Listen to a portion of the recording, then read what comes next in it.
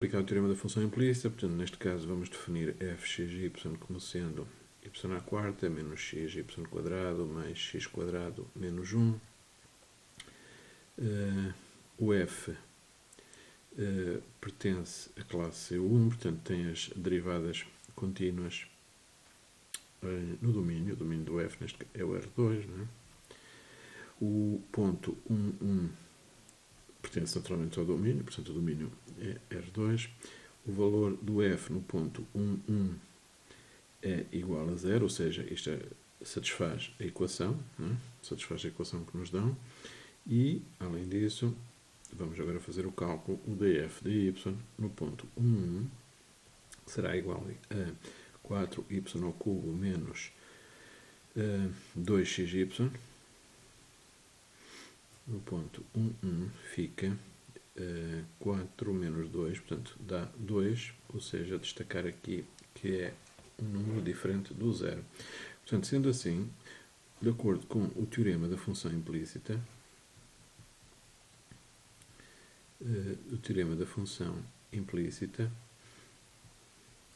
nós podemos garantir que a equação dada, de facto, define implicitamente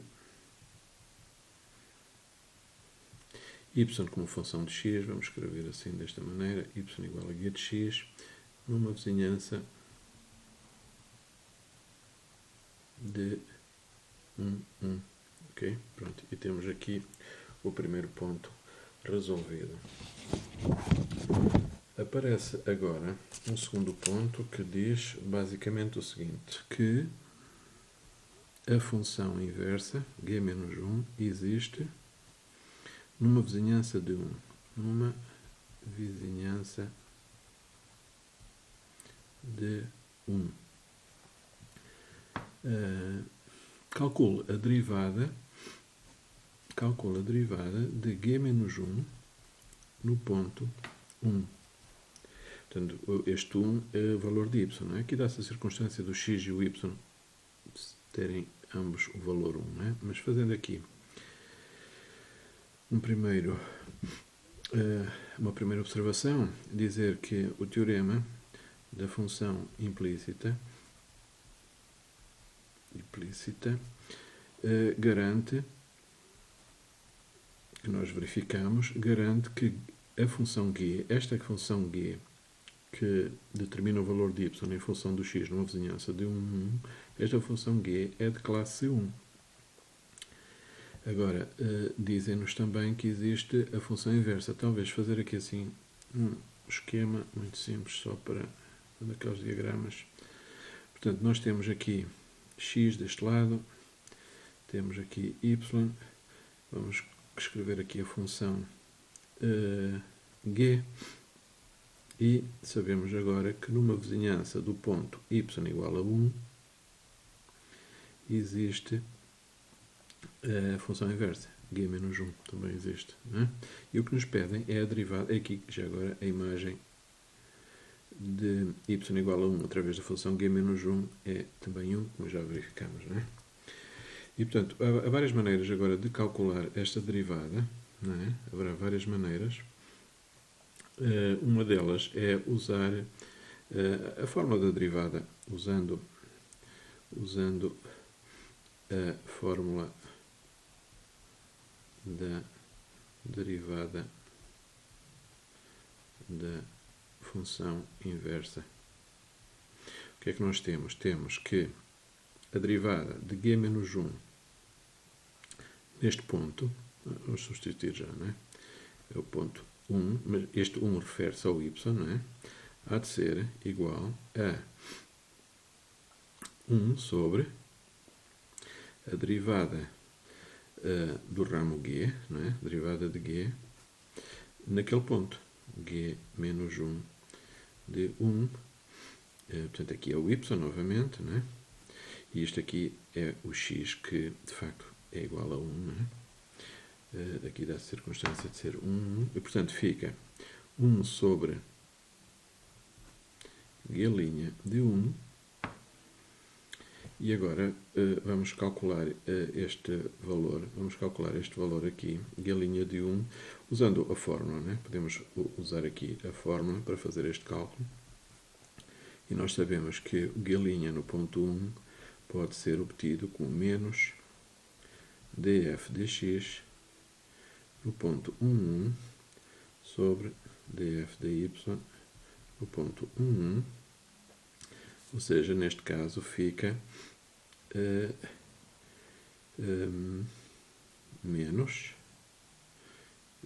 y quadrado mais 2x no ponto 1 sobre 2, e isto dá menos 1 meio, né? Dá menos 1 meio. Portanto, aqui, substituindo este valor, fica 1 que divide menos 1 meio, dá o resultado menos 2. Okay? E temos aqui a solução. Portanto, isto é uma maneira, usando a forma derivada da função inversa. Agora, um terceiro e último ponto, que é a pergunta se de facto, digamos assim, G-1 existe. E haverá várias maneiras de responder a isto, mas talvez uma delas será talvez confirmar que G é invertível numa vizinhança de x igual a 1, usando o teorema da função implícita, não é? Aplicando, é uma forma, não é? Aplicando o teorema da função implícita, nós temos, e basta verificar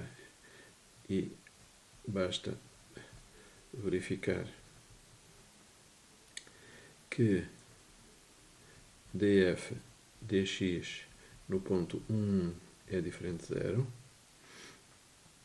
Não é? Basta verificar porque as outras condições já foram verificadas, não é? As outras condições já verificadas. Portanto, verificando que isto é diferente de 0, e de facto nós já calculamos aqui o df dx no ponto 1, deu quanto é que tinha dado? Tinha dado 1, não é? E de facto é diferente de 0, não é?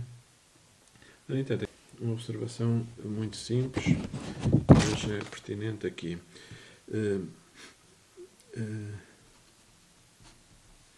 Se o df dx fosse nulo, naquele ponto, sublinhar bem que não é o caso, não é? Não é o caso. Mas se fosse, portanto, iríamos ter o G', portanto, se o df dx fosse nulo, iríamos ter o G' igual a 0, não é? O G' no ponto, o G 0, não é? Nesse caso, o teorema da função implícita, o teorema da função implícita seria inconclusivo. O teorema da função implícita seria inconclusivo quanto à existência de G-1. Okay? E para ilustrar isto, talvez com dois exemplos muito simples. Um primeiro exemplo, seremos, por exemplo, ter posto aqui este exemplo da equação que define implicitamente o y em função do x. Por exemplo, x ao quadrado, círculo unitário. X quadrado mais y quadrado é igual a 1 e o ponto 0, 1. Okay? Portanto, teríamos termos geométricos uma coisa destas. Temos o x, aqui o y e tínhamos ali o ponto. Né? O ponto 0, 1. Ora, o que é que acontece? O y é função de x, não é? Numa vizinhança de x igual a 0, não é? Podemos escrever que y é igual a g de x numa vizinhança de x igual a 0. E o G' no ponto 0 é 0, não é? Tem a ver com o declive aqui, da tangente a esta circunferência neste ponto, que é nulo. E neste caso não existe o guia-linha, e não existe o guia-linha o Q menos 1 em torno de y mais 1. E, aqui sublinhar bem isto, e neste exemplo não existe G menos 1 em torno de y igual a 1. Né?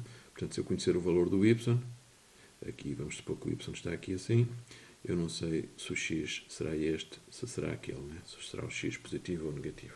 Okay? Pronto, isto neste exemplo. Um outro exemplo em sentido contrário.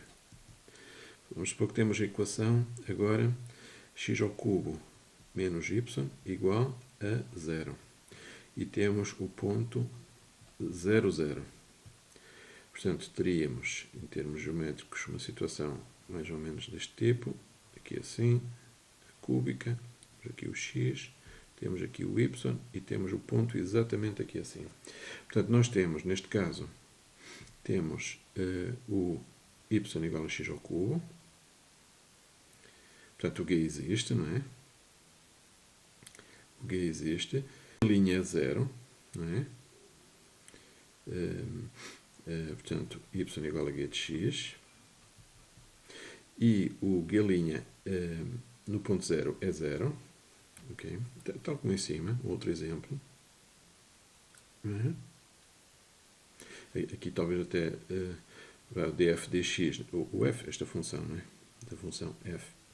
O df dx no ponto 0, 0 é 0 e o df dy no ponto 0, 0 é menos 1, diferente de 0. Não é?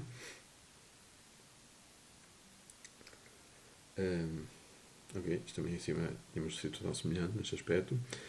E, no entanto, existe, ao contrário do caso anterior, existe G menos 1. Okay? Em torno de... Bom, neste caso, até em qualquer ponto, não é? Mas em torno de x em torno de y igual a 0, não é? E neste caso também em torno, né? Também em torno de y igual a 0. Portanto, existe em qualquer ponto, né? Se eu conhecer o valor do y, porquê? Porque esta função aqui, sublinhar isto, é injetiva, né? É injetiva. E esta aqui não é, né? Localmente é possível definir aqui uma função com um gráfico assim, né? Mas esta aqui não é injetiva, né? Não é injetiva. Portanto, este exemplo, e aqui até podemos escrever já agora, existe o G menos 1, o G menos 1 neste caso tem a forma da raiz cúbica, né? O x igual à raiz cúbica de y.